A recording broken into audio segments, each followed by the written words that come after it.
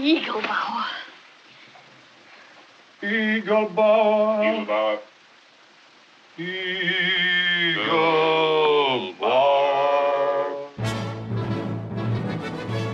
Hello, and welcome to Season 4 of How Would Lubitsch Do It?, a podcast in which we discuss the works of director Ernst Lubitsch, one film at a time.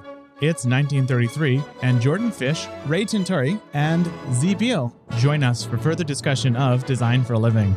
Come visit ernstcast.com if you'd like show notes, resources as to where you might find the films we'll be discussing, a link to our Discord, or just to say hi. Hello, everyone. We are here with part 2 of our Design for Living episode. Appropriately, we have a menage a trois of guests, not to imply anything, but we have 3 guests here to disrupt the podcast's standard arrangement in the same way Design for Living disrupts the standard societal arrangements for relationships as depicted in cinema. We have here Jordan Fish. Hello. We have Ray Tintori.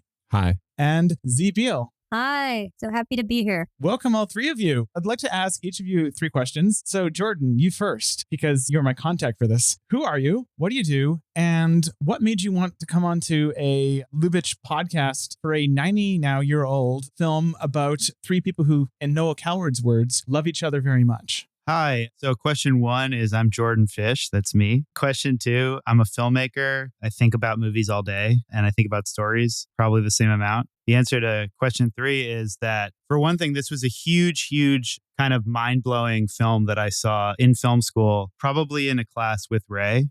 And Ray and I were both film majors at Wesleyan, and Z was an art major. So one reason that I was excited to join the show and also to join it with my friends and you is to just kind of a little bit of nostalgia and a little bit of chance to talk about a movie that I really care a lot about. Ray and I do a show about the Coen brothers, so it's always exciting to talk about other filmmakers. I'll pass it along and we can talk more. So, Ray, who are you and what the hell are you doing here? I'm a director. I have a podcast called To the White Sea that I co-host with Jordan. I know you from the Discord. I think was my main in to this was Jordan was like, do you want to go on a Lubitsch podcast? And I was like, well, I love Lubitsch, first off. And I know Devin from the Discord, so it sounds great. And I also know that Design for Living is, I feel so honored that we get to talk about, this is such a extremely special movie. I was explaining what the movie was to Z yesterday, and I had not seen it for 20 years. And I feel like it was, I don't know, Z, I like kind of remembered it okay, right? Or the general, it left a stain on my mind, right? Like Z can talk about like the 20-year stain, or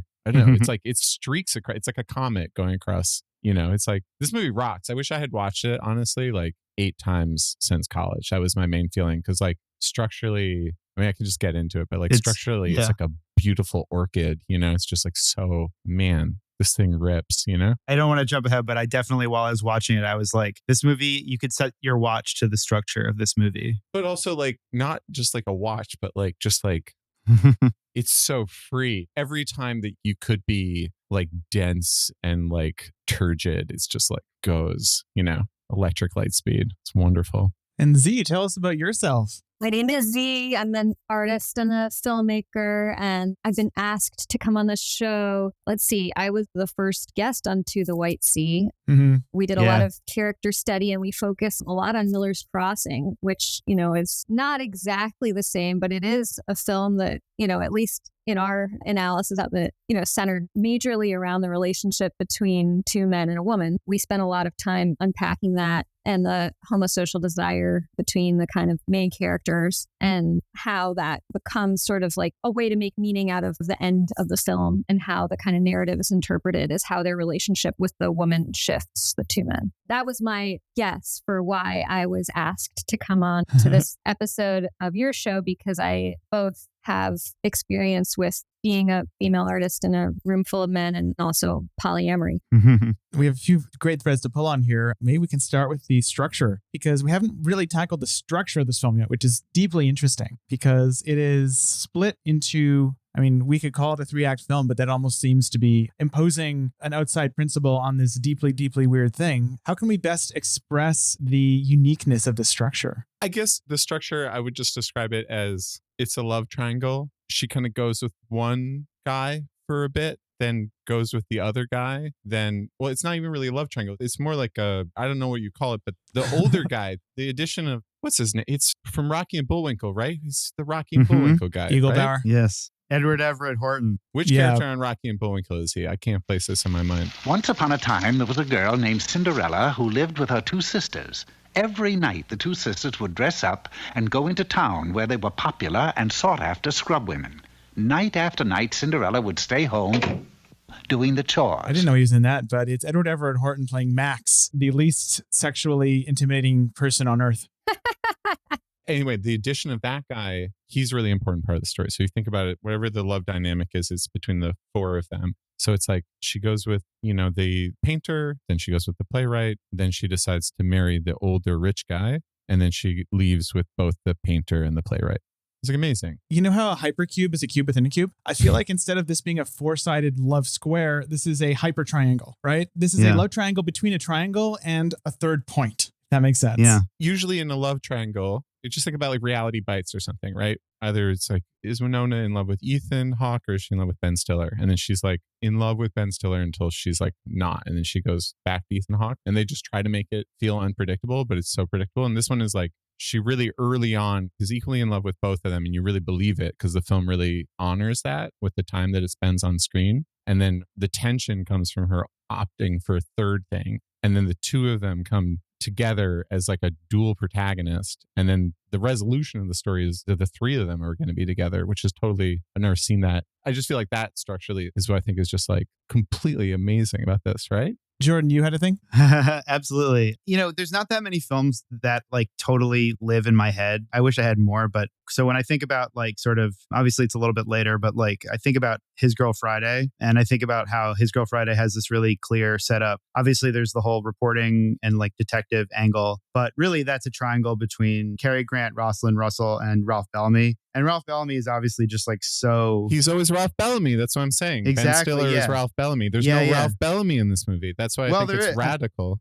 What I'm saying is I feel like Plunkett... Cary Grant is two people? Yeah, exactly. Cary Grant is two people and Plunkett is the Ralph Bellamy character. And so like instead of having sort of the joy of like sort of this fast talking female lead versus fast talking male lead, you kind of get the like triple fun of three characters all going against each other. And then they're sort of squaring off against this fourth sort of antagonist, right? So like this character who is more like the Ralph Bellamy character is the anchor. Like another example is an episode we're in the middle of editing. We talked about, it's interesting how in the Hudsucker Proxy, Jennifer Jason Leigh's character is sort of in that fast talking reporter type, but surprisingly, Tim Robbins' character doesn't really go toe-to-toe with her in that same way. And nobody really goes toe-to-toe with her on that verbal level. So what you kind of end up with is a character who sort of fulfills that type, but is almost spinning her wheels and spinning out over the course of the film. So it's just interesting. Like if you look at Hudsucker, you look at Design for Living, they both engage with that pattern, but in sort of more interesting configurations, I guess is my main observation in terms of the structure. It's interesting too that in this case, the Muriel Hopkins character of Gilda, she so dominates the film for me in that way, where it feels like the entire apparatus of this love nested triangle, I'm going to call it like hyper triangle, who's going to stop me, of an arrangement, it all revolves around her decisions, right? She's the one every single time pushing the, I don't want to say plot forward, but rearranging the arrangement.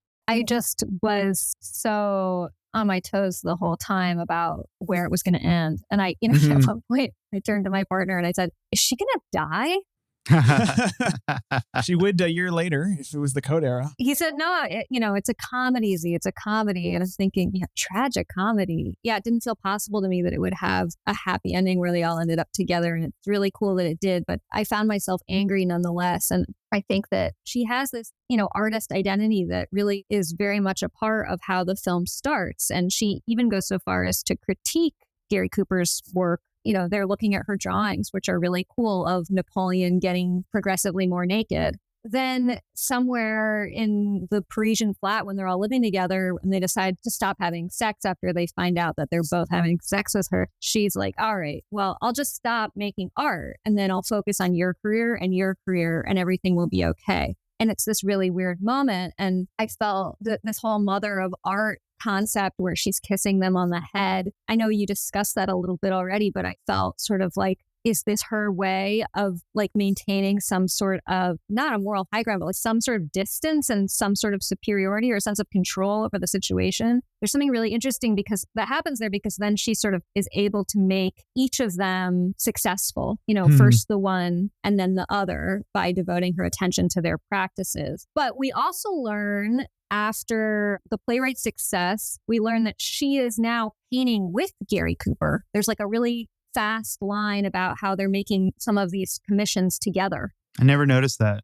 Yeah, at the end of the film, when she, flies off with them in the car and leaves Max, and you totally understand that she's running away from 3 square meals a day, but also the bar is a lot lower now because her 2 boyfriends are both making banks. Everybody's got their own apartments. So they might be going back to Paris, but they're not going back to Paris without careers. But that would give you the sense that now she has more stability and she could continue to pursue her own work, which might not even be commercial, which is what she explains in the beginning. It's only commercial because I got to make a living, and she sort of calls him out on his work for, being less honest about how he's catering to the interests of the rich who are supporting his career. Yeah. I was so confused that there's no room for a return to that conversation because everything else feels so neatly tied up and transgressive and like, here you go, eat it. This is life. And then she just doesn't have any acknowledgement. There's just a complete drop of what her own personal ambition is outside of her interest in these men.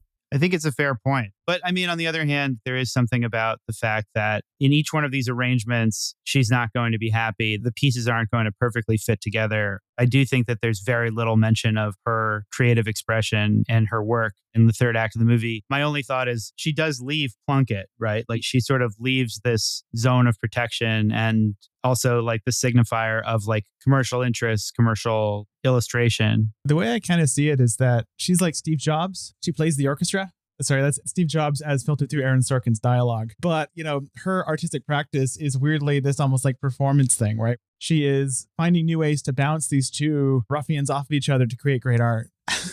She's managing the artists. I think that's one way to theorize it, at least. Yeah, it definitely seems like she's getting something out of that too. Like her orchestration is successful and she's proud of it. And she feels really triumphant when she marches into the producer's apartment and interrupts his lunch in order to provide him with the screenplay and says it's a woman's play and marches out. I mean, I understand that qualifies as creative work.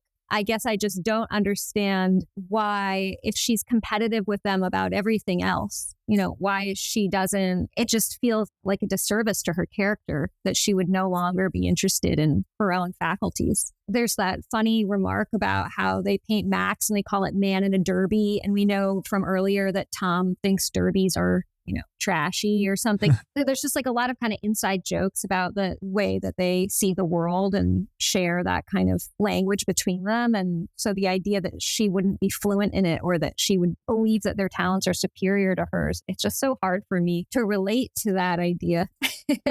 It's also kind of part of the grappling with the fact that the movie is fully 90 years old, right? It's like looking into the blind spots of a culture of which every adult that existed then is dead by now, right? And that's, I think, one of the big tensions of this season, especially, and this being the pre-code era, where you have this level of progressiveness, I would say, that is shocking now. Right? I mean, the fact that we're talking about a film with a polyamorous relationship in it is shocking. Well, at the same time, there are many other things that would seem maybe more germane, as portrayed satirically in the Douglas Sirk movies in the 50s, right? About things like presuppositions about gender. We have The Love Parade, Lubitsch's first sound film, which is this very frustrating kind of reassertion of traditional gender roles and one that runs seemingly counter to even this film. And so it's that case where we have almost like 2 contradictory thoughts in our heads of, wow, isn't this risque and progressive? And also, oh, wow, isn't this 90 years old? And so, yeah, it's that kind of combination of blind spot culturally, at least, again, we have our own blind spots culturally that people 90 years hence will think we're terrible for. I ate chicken last night. Oof. It's very interesting to consider that, for example, what if Lubitsch 20 years later or 30 years later, after the Hays Code kind of backed off a little, if he had lived to the ripe old age of 70, what his cinema would have looked like, right? And would he have written Gilda differently if he were to remake this film, right? I find that interesting. Has anyone ever tried to remake this movie? Something I was thinking about. It feels so modern and so ripe for reappraisal. As far as I know, no. I mean, Shop Around the Corner gets remade 3 times every year on the Hallmark Channel. Yeah. I don't think this film has ever gotten a remake. And this did occur to me that this and Trouble in Paradise really, I think someone ought to do something about that. As far as depicting these relationships between, the characters and the ways in which that, especially I think Gilda being, in my opinion, the most interesting character in the whole film, the way in which the camera direction especially depicts her own interactions with the 3 other named men in this movie, I found endlessly fascinating. It starts with the scene in which the arrangement is made, where the film will iterate on this camera blocking over and over and over in a way that I found fantastically interesting on my previous viewing, where, we start with a series of pans in which Gilda moves between Tom and George, kind of creating a series of 2 shots, right? Often within the same take. So, 2 shot with Tom, she gets off the bed, 2 shot with George. And each of these is kind of this balanced composition. And then we dolly out at one point to create a frame with the 3 of them. And it's kind of the iconic camera blocking of the film, the one that the film iterates on, which is Gilda in the center. And this kind of idea of Gilda as almost this active ingredient between the 2 men. What I found fascinating this time was how in later scenes where one of those ingredients is missing, Lubitsch then unbalances things. Like her frames with Edward Everett Horton are totally inert. They are just, I want to say boring, but it's all intentional. Really laconic 2 shots with no tension in them. There's no compositional movement at all. And then in the very, very funny scene where George tells Gilda to go see Tarzan, where Gilda is once again trying to create a series of 2 shots. She goes to George and then goes over and there's no other man there. She kind of rests on the fireplace and then goes back to George because there's no one else there, therefore unbalancing this chemical reaction between 3 people before obviously ending with her on the bed admitting defeat. There's nothing more basic in cinema, or so we are told, at least in classical Hollywood cinema, than the 2 shot, right? The medium 2 shot where both actors are at 3/4 angle to each other and to the camera. And yet Lubitsch turns that into an incredibly rich bit of visual text. I think it's interesting when George and Gilda get together, how kind of extra ragged they look in the frame. Like I think he's sitting down on the bed looking up at her and the mise en scène feels extra moody. And they're just like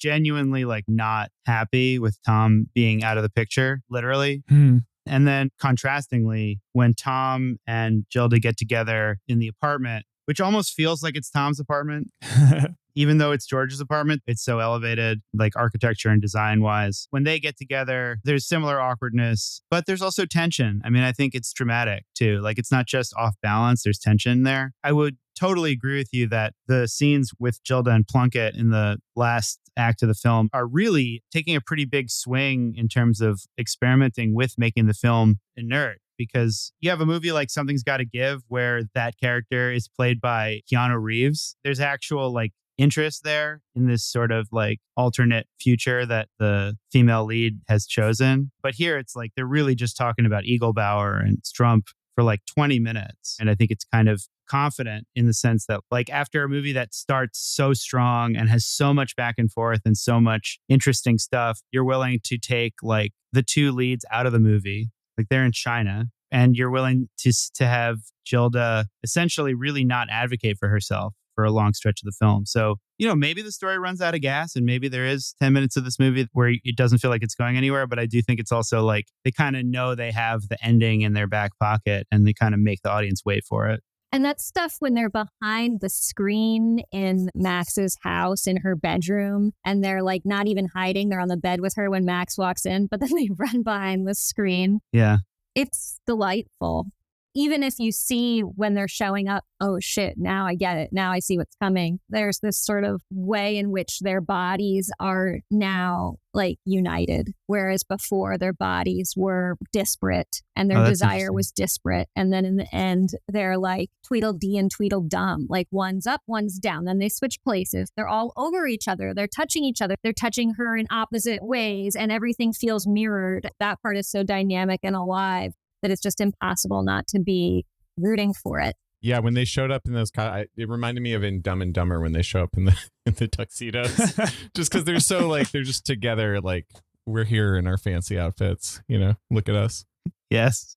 I have another direction that I wanted to take things in. The first time we're in the Parisian apartment, I remember thinking about how this was such an incredible set. It's such a fun set. It's so fun to imagine this being a soundstage that's built out with this staircase that's, goes up 2 floors. And all the little children, when the little French boys are following her around, and what do they say, like good day or something like that? How do you do? How do you do? If we're talking about camera moves, the crane move up when she walks up the stairs is fantastic. Why is it so lovely? Can we all agree? We all jumped out to all of us. I have notes about the crane move. I think it's because it emphasizes how that feels like a psychological space and how that whole set just feels like it's really alive in what it's doing. It's a body, and we're all inside this living organism that is their love together. And so once you get introduced to the stairwell, which is not in the beginning, but rather late, you sort of see that there's this whole path and that all the kids are running up the path to get to the room that's full of love.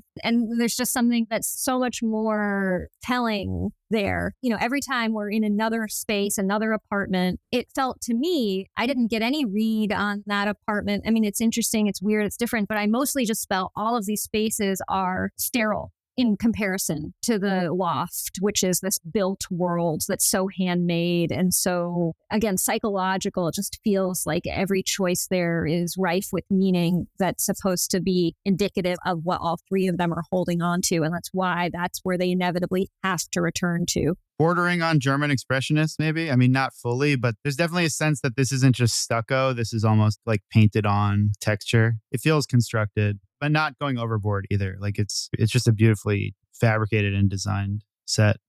There's beautiful shadows on the walls too, to add to the lines, Not surprisingly, this film's production designer, Hans Dreyer, guess where he started? In Germany. Did he work on any of the stuff that would be qualified as German expressionist? Yeah, did he do Caligari is the question. And did he make all of those oil paintings? Because I was trying to figure out who did, and I didn't get very far. Based on his filmography, it seems like he moved to Hollywood right before German Expressionism became a big thing. He moved a similar time to Lubitsch. So they both kind of missed that train, interestingly, although Lubitsch did get the Wildcat in. The thing about that shot that I love is, I always see this film as a film inherently about chemical reactions and, how you have stable compounds and unstable compounds. For those of us who took 10th grade chemistry, that's all I know. So this film seems to me to be about a stable compound, these 2 friends who have a friendship that can basically probably go in perpetuity, being destabilized by Gilda. That shot is the most, I think, clear example of this, right? Where she comes in and completely destabilizes, starting with these children, right? They're following her. She's so magnificent walking up these stairs and they can't help but be swept up. And it's this movement and, she's bringing life and energy, which is an inherently destabilizing force to this household. What better way to portray that than with a really showy crane shot?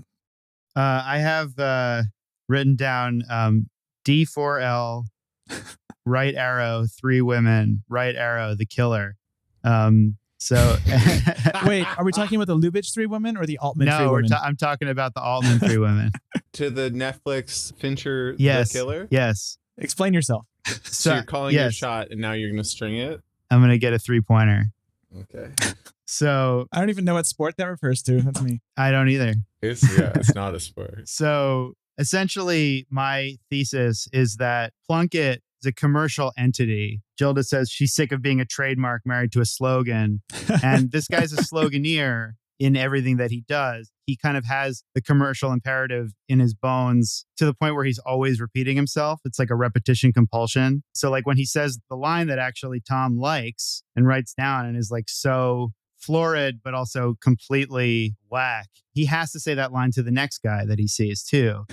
And then the fact that George hears that in Tom's play ends up being like sort of the plot dynamics hinge on that. This sort of commercialism, this repetition compulsion, essentially it's a negative force in the story. And then later on, this character, he keeps saying like, come join us for 20 questions, come join us for 20 questions. He's always got some kind of a slogan that he's very proud of, or even just saying Eaglebauer over and over again. I see strong threads of that in the film 3 Women with Shelley Duvall's character, the way that almost all of her dialogue is basically tips and tricks and recipes that she's read in women's magazines and sort of like People magazine and things like that. In that film, a character like that is so synthetic that she's able to essentially be replaced and copied by a different character who is able to sort of mimic her mannerisms. So it's like Gilda's afraid of being subsumed by that. And that's kind of what is, like she's afraid of being the trademark married to a slogan. In 3 Women, the Altman film, Pinky, who's played by Sissy Spacek, she essentially is able to almost take over the identity of Shelley Duvall because that's her personality. And then if you see the movie The Killer, I know it's a new film, so I'm not going to give too much away. I'm not sure if anybody else has seen it yet, but the character is just constantly repeating himself with these sort of self-help slogans, like sort of hustle and grind, kind of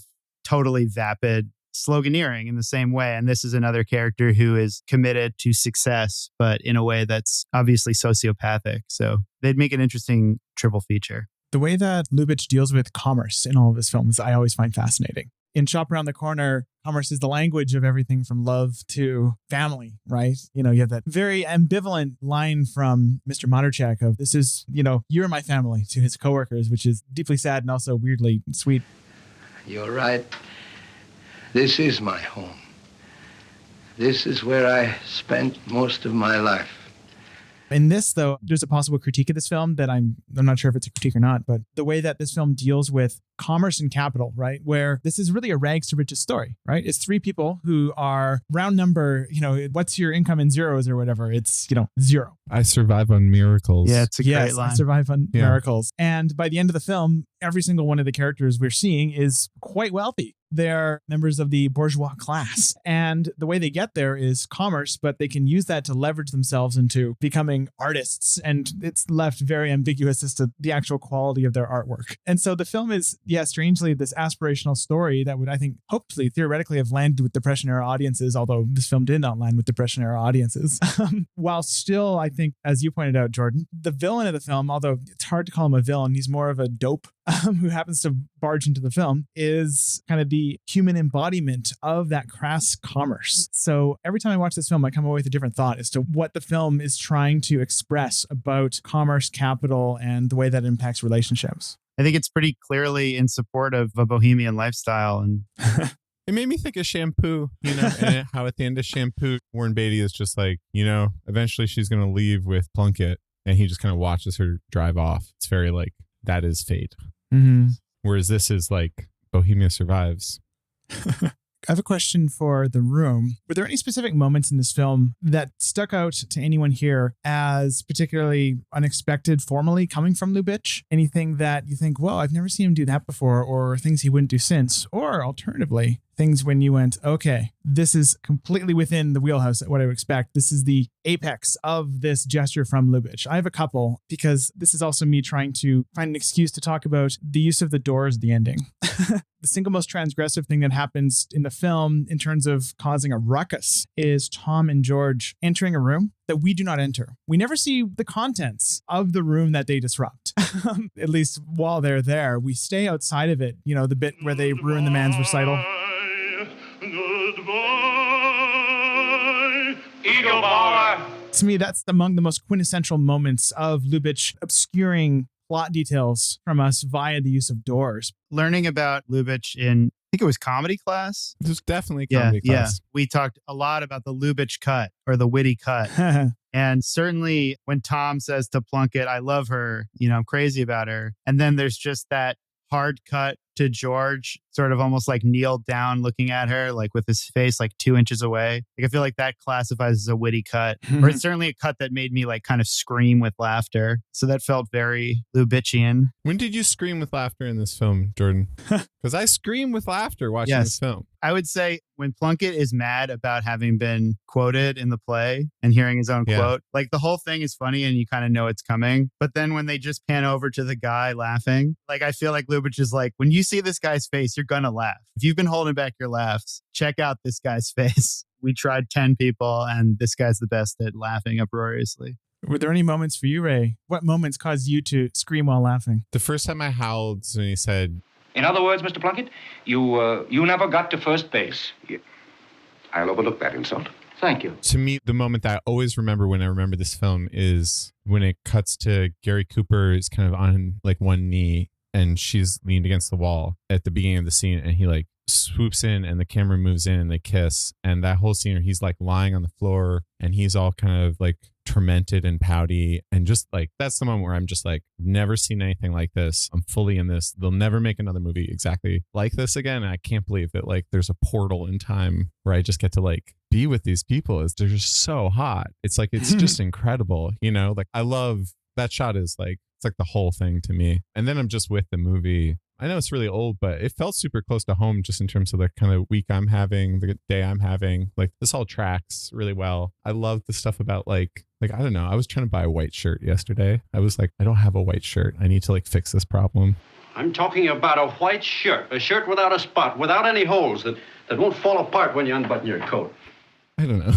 I want to piggyback on that. When the camera is on the floor in that shot and you see him, he's fully clothed and he moves away from her and he like lies and he's supporting his head on his elbow and he's underneath the desk. It feels really like a millennial, like college dorm kind of moment. And the weirdest thing is like that they're just talking so much about like hooking up, but they're like completely clothed. Like nothing is must. They kiss each other just like mouth to mouth. Like it kind of feels like Romeo and Juliet, like palm to palm or whatever moment where it's just so prescribed. And it's hot. I'm not saying it's not hot, but it's just so weird to have the kind of camera give you the intimacy of like being on the floor with them there and being so close to him and showing her up against the wall from this low perspective. But then like to have the costume and the body language like be this kind of conflicting narrative is just, I think that's part of why it feels so like dynamic, because I was like, wait, I don't understand. They're really having sex? They're not having sex? It took me until they were saying that we had sex. I couldn't quite believe it,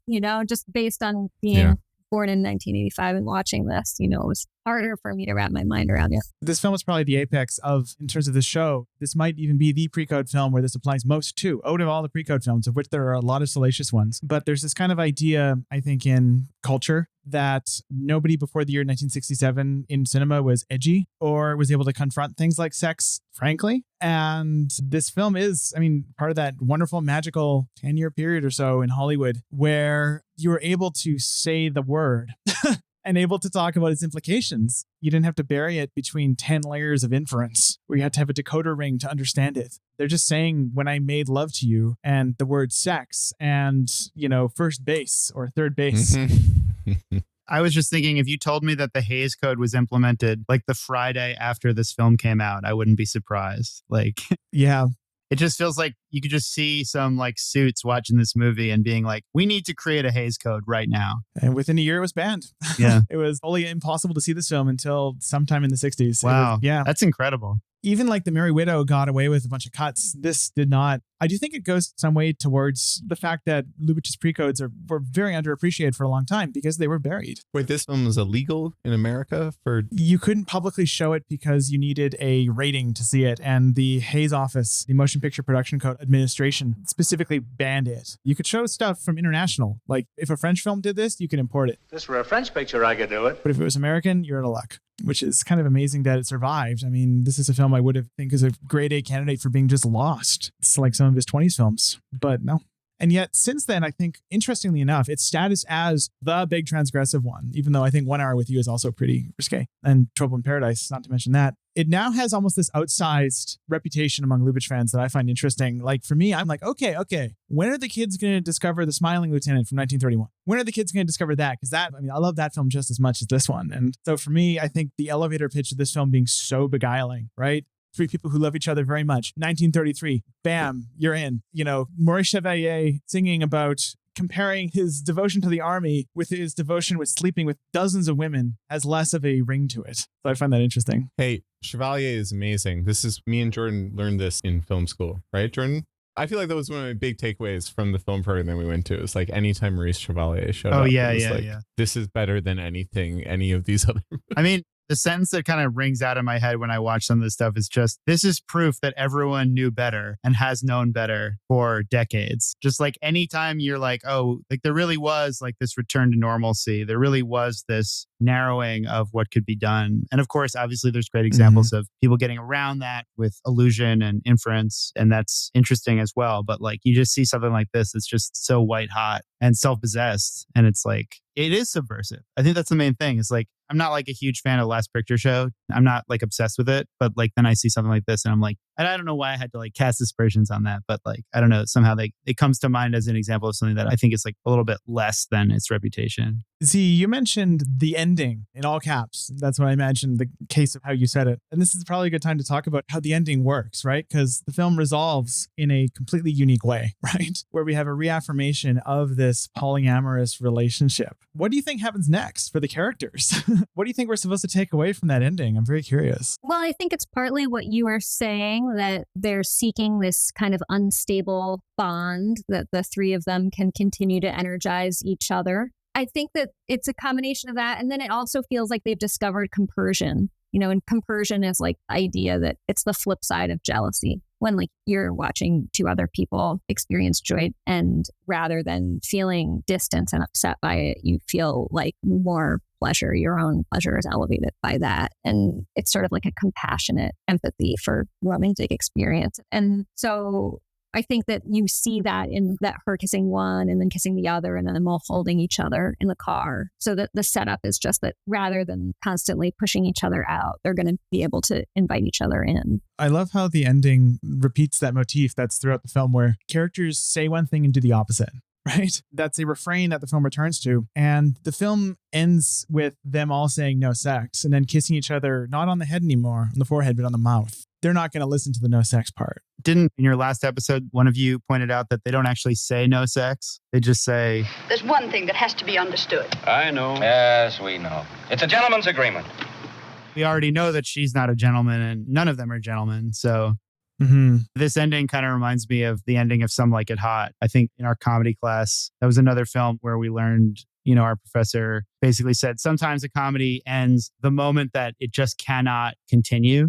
Like the movie ends when the contradictions kind of reach their peak. That's like a great way to end a movie, especially a comedy. And just for me, the final kind of like firework of the movie is just when they say, "Can you still say rotten?" And she just like punches it so hard. It's so guttural and primal. Let's hear, Gilda. Can you still say rotten?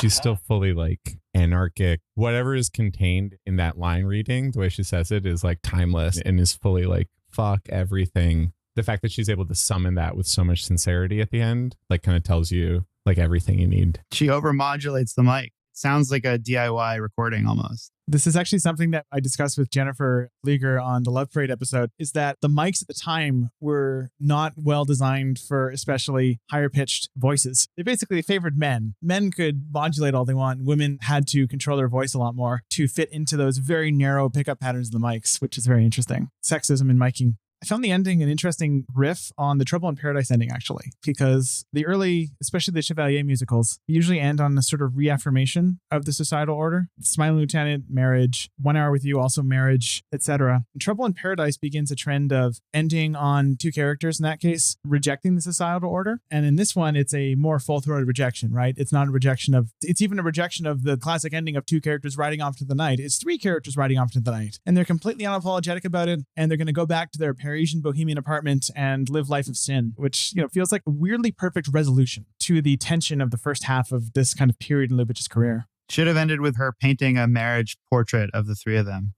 No, because she also in the play talks about how she hates marriage, like as an institution, which was so nice to hear her say. I wanted to say one other thing that I thought was really fascinating. And I don't know Lubitsch's work enough to know if this is a theme or not, but it does feel like because she's the main character and she's this deep character, it's super interesting that there's no other like female bodies in the film. And maybe we see some kind of housekeeper for like a split second, but even the laundress is spoken of, but unseen. I mean, I know that there's this party at the end with Eaglebauer and all the extras, but there's no shots there's no other female characters. I felt like the moments that were the most exciting in the film to me were the moments when she was throwing herself alone in the bed. Mm. And, it's funny. There's like dust. Yeah, the dust is so good. It's great. But then later there is no dust because I guess maybe she's cleaning or they're all cleaning. I don't know what, or it's just different. They have the money.